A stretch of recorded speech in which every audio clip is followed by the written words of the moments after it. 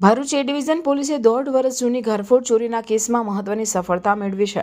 ભરૂચ એ division PI વીયુ ગડરિયાના માર્ગદર્શન હેઠળ પોલીસે વડોદરાના સયાજીગંજ વિસ્તારમાંથી આરોપી અમરસિંહ ઉર્ફે પ્રાપ્ય ઉર્ફે લખનસિંહ લોહરસિંહ બાવરીને ઝડપી પાડ્યો. આરોપીની પૂછપરછમાં ચોંકાવનારી વિગતો સામે આવી છે. તેણે કબૂલ્યું છે કે ચોરી કરેલા સોનાના દાગીના તેના સહ આરોપી કરનેલસિંહ ઉર્ફે પીલુસિંહ મારફતે ભરૂચના લલ્લુભાઈ ચકલા વિસ્તારમાં આવેલી સોનીની દુકાને ગીરવે મૂક્યા હતા.